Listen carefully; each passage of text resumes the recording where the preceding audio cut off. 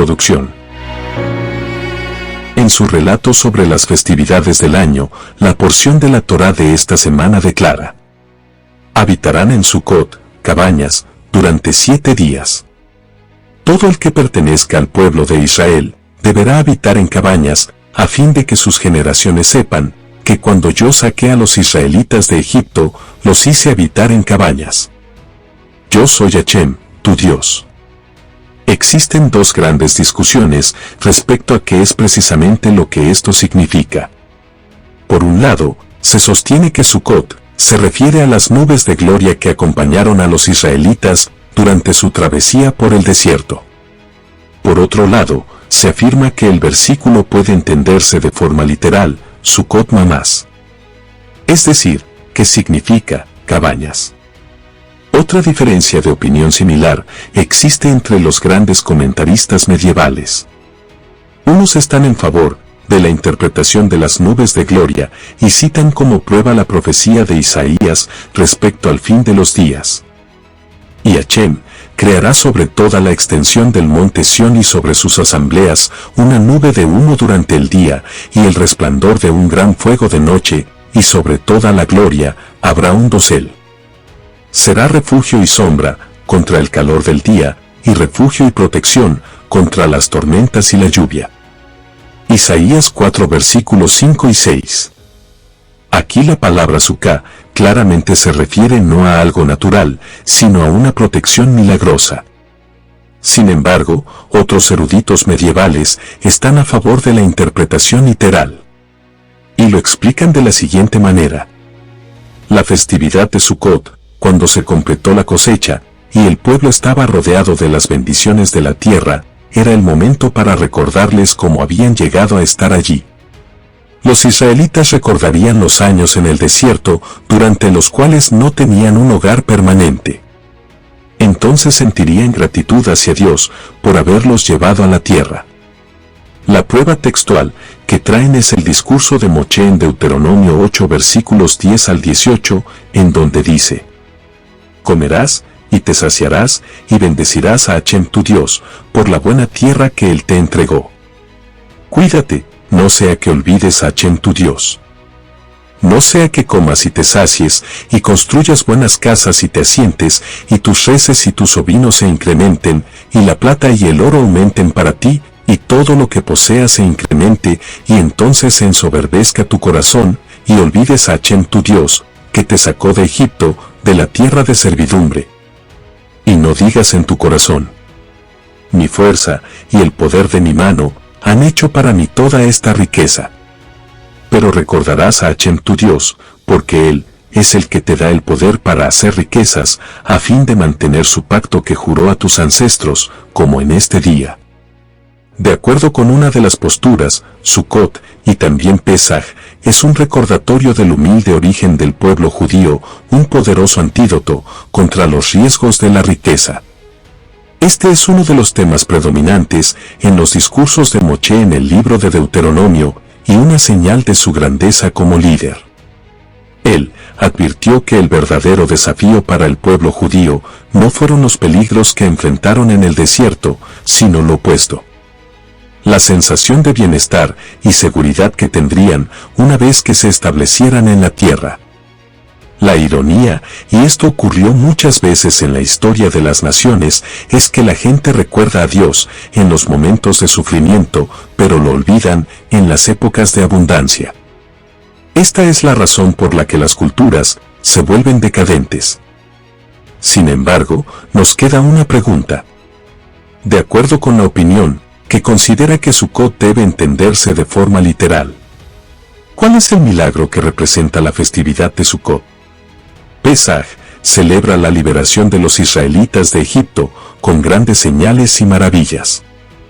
Shavuot recuerda la entrega de la Torá en el monte Sinaí, el único momento de la historia en el cual todo un pueblo experimentó una revelación directa de Dios.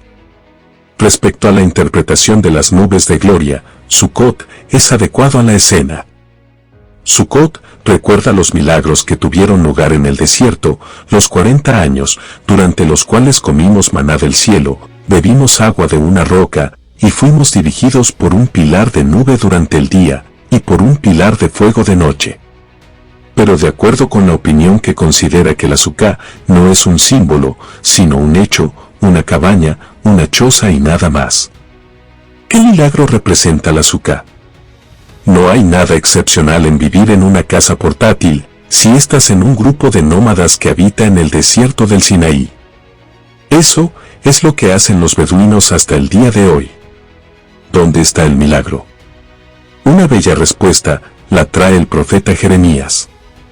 Ve y grita en los oídos de Jerusalén. Recuerdo la devoción de tu juventud, cuando como una novia me amaste y me seguiste por el desierto a una tierra que no fue sembrada. A lo largo del Antiguo Testamento, la mayoría de las referencias a los años en el desierto se enfocan en la bondad de Dios y la ingratitud del pueblo. Sus peleas y quejas, su inconsistencia. Jeremías hace lo contrario. Por cierto, hubo cosas malas durante esos años. Pero contra todo eso, se encuentra el simple hecho de que los israelitas tuvieron fe y coraje para embarcarse en una travesía hacia una tierra desconocida, repleta de peligros, y lo único que los mantuvo fue su confianza en Dios. Ellos fueron como Sara, que acompañó a Abraham en su viaje, dejando atrás su patria, su lugar de nacimiento y la casa de su padre. Fueron como Sípora, que acompañó a Moché en su riesgosa misión para sacar a los israelitas de Egipto. Hay una fe que es similar al amor, hay un amor que requiere fe. Eso fue lo que manifestaron los israelitas al salir de la tierra donde habían vivido durante 210 años y viajar hacia el desierto, hacia una tierra no sembrada, sin saber qué les ocurriría en el camino, pero confiando en que Dios los llevaría a su destino. Para poder ver que lo que fue realmente destacable sobre los años en el desierto no fue que los israelitas estuvieron rodeados de las nubes de gloria, sino que se trataba de toda una nación sin un hogar ni casas. Eran como nómadas, sin un lugar para refugiarse, expuestos a los elementos naturales, a riesgo de cualquier ataque sorpresivo. De todos modos, continuaron su travesía teniendo fe en que Dios no los abandonaría. En un grado remarcable, Sucot simboliza no solo los 40 años en el desierto, sino también los 2000 años de exilio. Tras la destrucción del segundo templo, los judíos se dispersaron por el mundo. Prácticamente en ningún lugar tuvieron derechos. En ninguna parte se sintieron en casa. En todas partes donde llegaron, siempre dependieron de los caprichos de las autoridades de turno. En cualquier momento, sin ningún preaviso, podían ser expulsados, tal como ocurrió en Inglaterra en 1290, en Viena en 1421, en Cologne en 1424, en Bavaria en 1442, en Perugia, Vicenza, Parma y Milán en la década de 1480, y la expulsión más famosa, la de España, en 1492. Estas expulsiones dieron lugar al mito cristiano del judío errante, ignorando convenientemente el hecho de que fueron los cristianos los que les impusieron ese destino.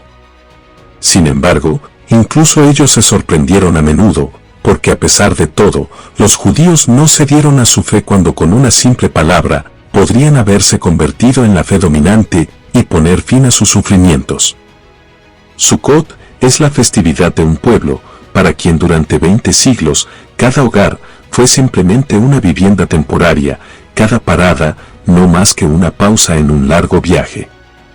Resulta sumamente emotivo que la tradición judía llame a estos días Seman Simhatenu, la estación de nuestra alegría. Por cierto, la grandeza del espíritu judío es que sin otra protección fuera de su fe en Dios, los judíos fueron capaces de celebrar en medio del sufrimiento y afirmar su fe, con pleno conocimiento de su riesgo e incertidumbre. Esa es la fe de una nación remarcable. La gran festividad de Nisán tiene dos nombres: Pesaj y Hag HaMatzot. El nombre Pesaj representa la grandeza de Dios, que saltó las casas de los israelitas en Egipto. El nombre Hag HaMatzot representa la grandeza de los israelitas que estuvieron dispuestos a seguir a Dios al desierto, sin provisiones. En la Torá, Dios llama a la festividad Hag HaMatzot en alabanza a Israel. Sin embargo, el pueblo judío la llama Pesaj para elevar sus alabanzas a Dios. Aparentemente esta es la discusión respecto a Sukkot. Por un lado, las Sukkot representan el milagro de Dios, las nubes de gloria. Pero por otro lado, el milagro de Israel.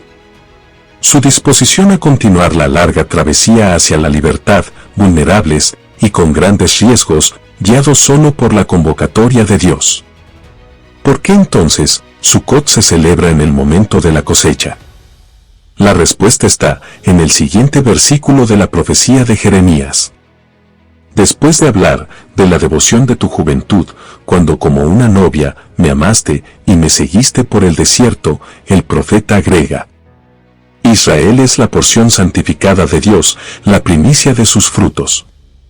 Tal como durante Tisrei, los israelitas celebraban sus cosechas, así también Dios celebraba la suya, un pueblo que sin importar cuáles fueran sus defectos, se mantuvo leal a la convocatoria divina durante más tiempo y en una serie de travesías más difíciles que cualquier otro pueblo de la tierra. La parachá de esta semana resume las mitzvot relacionadas con la ofrenda del Omer. Dios nos ordena llevar una ofrenda de cebada al templo en el segundo día de Pesaj y contar 49 días desde entonces hasta el día previo a Shavuot. La ofrenda del Omer tenía el mismo volumen que otras ofrendas similares. 1/10 de efá. Sin embargo, esta es la única ofrenda cuyo volumen es descrito con el nombre de Omer, en lugar de decir simplemente 1/10 de efá. ¿A qué se debe el cambio de nombre? El propósito de Sefirat HaOmer, la cuenta del Omer, es contar hacia el día de Matán Torah, la entrega de la Torá, que es Shavuot. Contamos, para mostrar nuestra emoción por llegar a este sagrado día. Es difícil ver una conexión directa entre el Omer y Matán Torah, ya que pareciera que simplemente hay 49 días entre un evento y otro, y que nosotros contamos los días que hay entre ambos. ¿Hay alguna conexión entre la ofrenda del Omer y Shavuot, o efectivamente son dos instancias desconectadas? La primera pregunta, diciendo que la otra ocasión en que la Torá usa la palabra Omer, es cuando habla del maná que recibieron los judíos en el desierto. La Torá declara en Parashá Besalach que Dios le ordenó al pueblo que recogiera del maná un Omer por persona. El Midrash también conecta la ofrenda del Omer con el maná, diciendo que la ofrenda era una forma de agradecimiento del pueblo judío a Dios por el maná que recibieron en el desierto.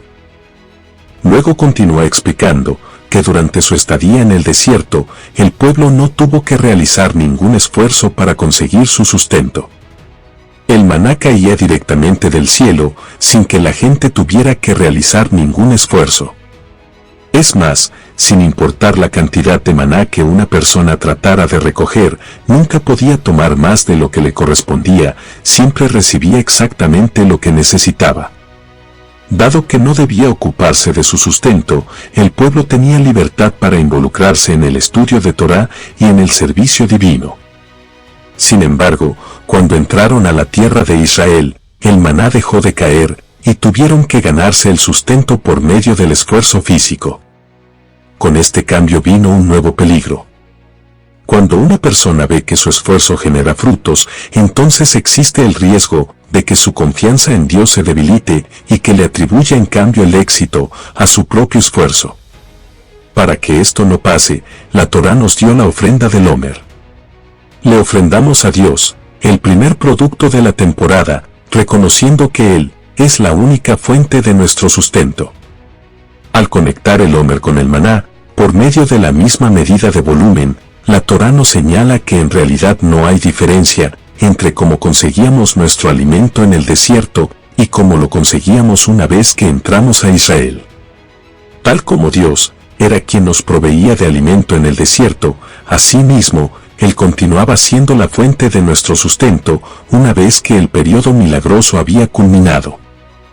La única diferencia era que ya no ameritábamos ver milagros expuestos, por lo que nos veíamos obligados a realizar un determinado esfuerzo físico para conseguir nuestro sustento. Una hermosa prueba sobre la conexión que hay entre el maná y el homer es que el maná dejó de caer cuando murió Moshe, pero que la gente continuó comiendo lo que había quedado hasta que entraron a la tierra de Israel, el 16 de Nisán. La misma fecha en la que llevamos la ofrenda del homer. De esta forma, cada año comenzamos a contar el homer, el día en que el maná dejó de ser nuestra fuente de sustento, para enseñarnos que el sustento que representa el homer es en realidad una continuación del sustento que personificaba el maná. Hasta este momento hemos visto cómo el homer nos enseña que nuestro sustento viene de Dios. Sin embargo, esa conciencia no es suficiente, ya que también debemos darnos cuenta que ganarnos el sustento no es un fin en sí mismo, sino que es un medio para un objetivo más elevado. Permitirnos tener paz mental, para poder enfocarnos en nuestras actividades espirituales, sin que la preocupación por nuestro sustento nos abrume. De esta forma, la Torá conecta la cuenta del homer con Shavuot, para enseñarnos que el objetivo del sustento, simbolizado por el homer, es llevarnos a Matán Torá, es decir, permitirnos estudiar y observar la Torá, como corresponde. Por lo tanto, contamos el homer durante 49 días, para tomar cada vez más conciencia de que Dios es la única fuente de nuestro sustento y que su objetivo al sustentarnos es permitirnos acercarnos a Él, por medio del estudio y la observancia de la Torá. Las lecciones del maná han tenido gran relevancia a lo largo de la historia judía. En la época del profeta Jeremías, el pueblo priorizaba el trabajo por sobre el estudio de Torá. Jeremías exhortó a la gente a convertir el estudio de Torá en su objetivo principal, pero le contestaron que necesitaban enfocarse completamente en su trabajo para poder sobrevivir. Jeremías respondió, mostrándoles un contenedor de maná que había sido almacenado en el templo.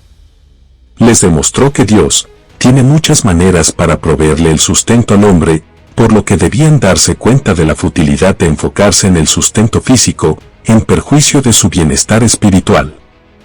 Ya no tenemos el maná para despertarnos, pero seguimos teniendo la mitzvah de contar el homer, el cual sigue siendo un recordatorio constante de que ir más allá de lo aceptable en el esfuerzo físico no sirve de nada, ya que Dios es el único proveedor de nuestro sustento.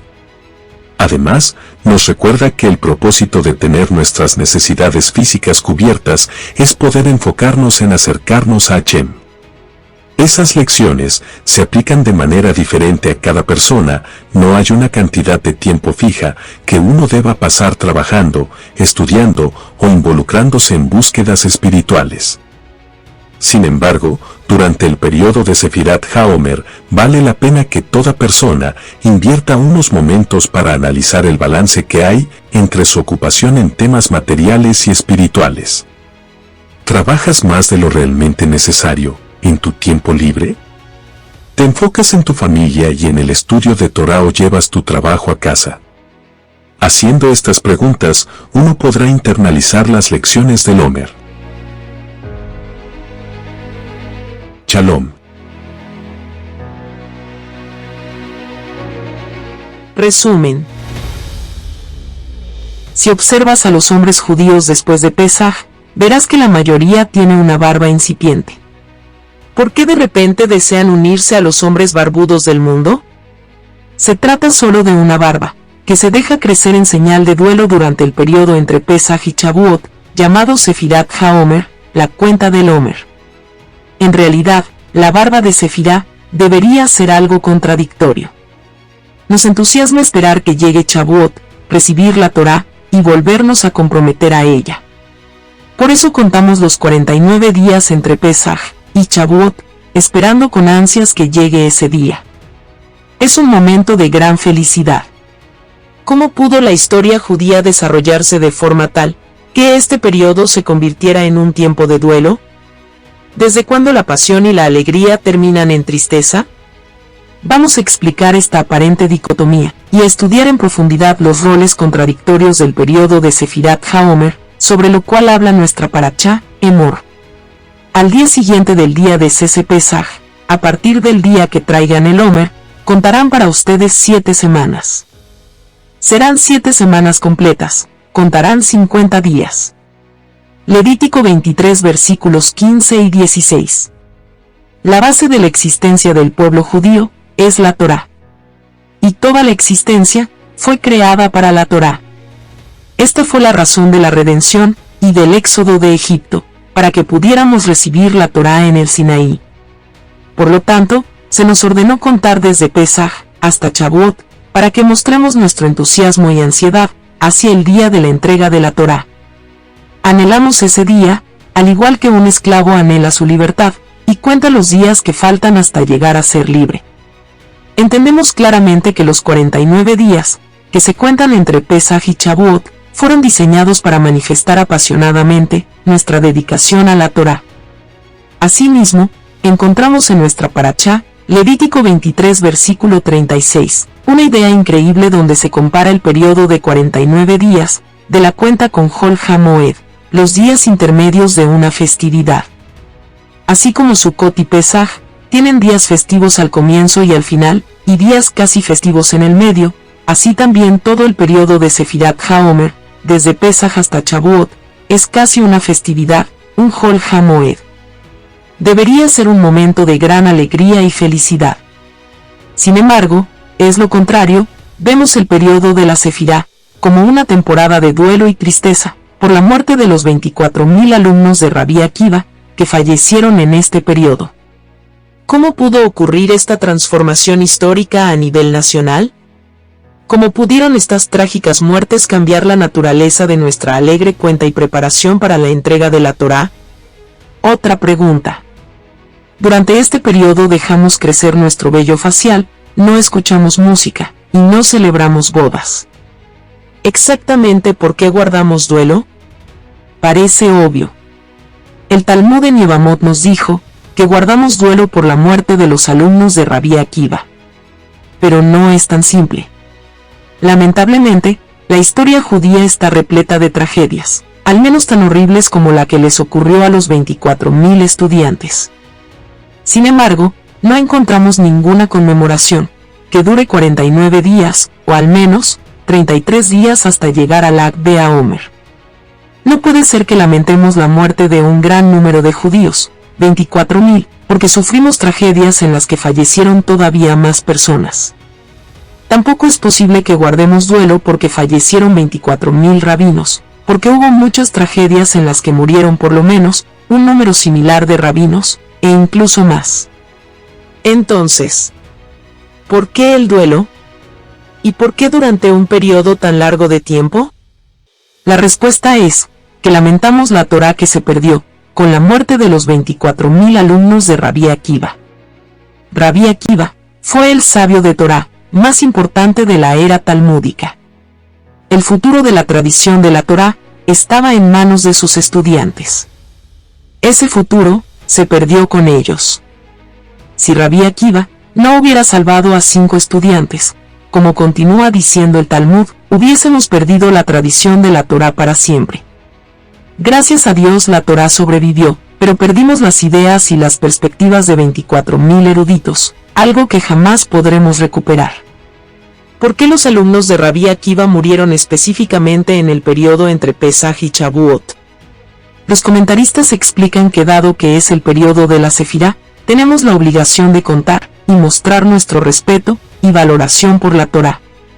Como dice el Talmud en Yevamot, los alumnos de Rabí Akiva murieron porque no se respetaban los unos a los otros.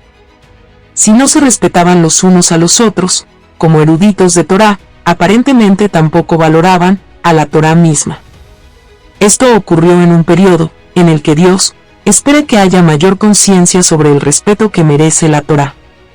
Por eso, los 24.000 alumnos murieron específicamente entre Pesaj y Shavuot. A priori, deberíamos haber expresado nuestro respeto y honor por la Torá de manera positiva, contar los días hasta Shavuot con gran entusiasmo. Ahora continuamos expresando nuestra valoración y tributo por la Torá, pero a través del duelo. Nos dejamos crecer la barba, no escuchamos música, y no celebramos bodas, porque guardamos duelo para mostrar nuestro respeto por la Torá, al sentir el dolor por la Torá, que se perdió con la muerte de los 24.000 alumnos. En cierto sentido, el duelo es porque como nación, no logramos mostrar nuestra conexión con la Torá a través de una cuenta con alegría. La providencia divina consideró necesario que guardemos duelo durante este periodo y que expresemos reverencia por la Torá de una forma triste. Nuestra gloriosa y magnífica Sefirá, cuenta, se convirtió en un largo periodo de 49 días de duelo. Entonces, ¿la barba de Sefirá es una contradicción? Sí. Es casi como decir que tenemos un duelo alegre. Pero la idea nos recuerda la catastrófica metamorfosis del periodo de Sefirat HaOmer, que pasó de una inmensa alegría a un dolor terrible. Pasamos de la Sefirá, un contar apasionado, a la barba de quien guarda duelo. El periodo de Sefirat HaOmer es un tiempo para prepararnos para la entrega de la Torá. Si bien los alumnos de Rabí Akiva fallaron, en un aspecto sutil, en sus preparaciones, nosotros no debemos hacerlo. Dios nos observa, espera ver nuestro entusiasmo por la Torá. Podemos demostrar nuestra alegría por la Torá, tratando de ser mejores personas, dignas de recibir la Torá. Hacia el final de la parachá, encontramos una organización muy interesante de las mitzvot. Justo en medio de la descripción de los diversos Yamim Tovim y sus respectivas ofrendas, se encuentra la mitzvah de dejar porciones de la cosecha, para que la recojan los pobres. Esto viene a enseñarnos que quien da esos regalos a los pobres de la manera adecuada, es considerado como si hubiera construido el templo sagrado y llevado las ofrendas correspondientes. Además de ser una declaración sumamente inspiradora, que nos da una idea del gran beneficio que se puede recibir al ayudar debidamente a los pobres, esta declaración también exige una explicación. ¿Por qué esta mitzvah en particular se compara con la construcción del Beit HaMikdash y con llevar las ofrendas correspondientes? ¿Qué revela la unión de estos dos temas aparentemente no relacionados, sobre la naturaleza de ambos? La Torá discute una mitzvah en particular dentro de la mitzvah general de ayudar a los pobres. La de dar leket, chijeja y pea. Leket es la mitzvah de no recoger las gavillas que se caen, chijeja es la mitzvah de no volver para recoger las canastas que uno olvida, y pea es la mitzvah de dejar sin cosechar una porción del campo. En otro lugar, la Torá nos enseña la mitzvah específica de dar tzedaká en diversas formas, cuando se requiere hacerlo. Hay una diferencia fundamental entre la primera y la segunda forma de tzedaká, ya que la primera es pasiva y la segunda activa. Leket, chijeja y pea son mitzvot que se cumplen al dejar algo, dejarlo para que los pobres vengan a recogerlo. De hecho, la terminología hebrea específica que utiliza la Torá es ta'asov, que implica renunciar. Esta palabra indica que el dueño del campo no debe involucrarse en absoluto en la distribución. Debe abstraerse completamente de toda acción y dejar que los pobres lo tomen por sí mismos. Es como si la Torá estuviera diciendo que esos granos que crecen en tu campo no te pertenecen, no son tu propiedad, no tienes derecho sobre ellos. Pertenecen a los pobres. Esto contrasta con la mitzvah de dar tzedaká en efectivo, o de otra forma, donde la situación hace que el donante pueda sentir orgullo por ser el benefactor. Respecto a la mitzvah de dar leket, chijeja y pea, parece que la Torá no da lugar a esa dinámica. Esto indica firmemente que la forma más elevada de tzedaká es cuando se eliminan los roles de benefactor versus receptor, y el dador es descrito como un transportador accidental, más que como la fuente de la beneficencia. Esto es acorde con el precepto de que la forma más elevada de tzedaká es ayudar al otro a conservar su fuente de ingreso. En general, entendemos que la razón es que de esta forma se le ahorra al beneficiario la vergüenza de recibir, Naamá de Kisufá, el pan de la vergüenza. Sin embargo, basados en lo que dijimos antes, emerge otra dimensión de esta alajá. No solo es una forma mejor de tzedaká para el beneficiario, sino también para el benefactor, porque le brinda menos razones para sentir orgullo como el patrón. Cuando una persona está en una situación de mucha necesidad y le das un regalo de tzedaká, es sumamente difícil evitar sentir que eres quien le salvó el día, particularmente si le diste una suma importante. En contraste, cuando una persona necesita solamente un empujón para estabilizar su empresa, te sientes más como un amigo que ayuda a otro, que como un benefactor ayudando a un pobre necesitado. De esta forma, las mitzvot de Leket, Chijeja y Pea también tienen el objetivo de hacer que el propietario del campo entienda que él no es la verdadera fuente de la beneficencia, sino que simplemente fue elegido como el conducto a través del cual se otorga la bondad. En síntesis, una idea fundamental que yace detrás de las mitzvot de Leket, Chijeja y Pea es la conciencia de que toda nuestra riqueza y prosperidad emana del Creador, y en consecuencia, las porciones que el Creador designó para los pobres deben ser vistas como algo que pertenece a los pobres, y no a ti. Quizás ahora podemos comenzar a entender la conexión entre estas mitzvot y la construcción del Beit Hamikdash, y llevar las ofrendas correspondientes. Uno de los puntos fundamentales de llevar Korbanot es esta misma idea. Todo emana de Hashem, siempre debemos reconocer ese hecho, y expresarle nuestra gratitud infinita, por la gran bondad que nos concede. En las leyes de las ofrendas, vemos que debemos llevar lo mejor de cada clase. Algunas ofrendas son específicamente el primer grano, y por ende, lo mejor, los bikurim, para expresar esta conciencia fundamental.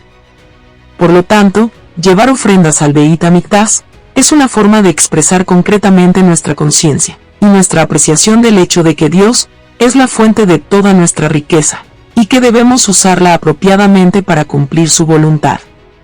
Cuando una persona da Leket, Chijeja y Pea como se debe, renunciando plenamente a considerarse la propietaria y el origen de la benevolencia, y por lo tanto, afirmando que todo emana de Hashem, y le pertenece a quien él designe, expresa la misma conciencia que uno alcanza al llevar un sacrificio al Beit Hamikdash. A pesar de que en la actualidad, la mayoría de las personas no son granjeras, y de que las mitzvot de Leket, Chijeja y Pea no están al alcance de todos, la lección de estas mitzvot es muy pertinente y podemos aprovecharla. Cuando damos tzedaká, ¿sentimos orgullo? Inflamos el pecho incluso si solo lo hacemos en lo más íntimo de nuestro ser. O, reconocemos humildemente la gracia de Dios, por habernos dado el mérito de ser capaces de realizar acciones tan buenas y valiosas. Incluso en la actualidad, estas mitzvot nos alientan e incentivan a aprovechar las oportunidades que se nos presentan, para afirmar en nuestro interior la conciencia de que Hashem es el verdadero benefactor, y para que nuestro objetivo sea que nuestra vida sea una expresión constante de aprecio por toda la bondad que Hashem hace con nosotros. Esto lo logramos al cumplir sus mitzvot con humildad y presteza. En verdad, tú eres el dueño de todo, y lo que te hemos dado, de ti, lo hemos recibido. Shabbat Shalom.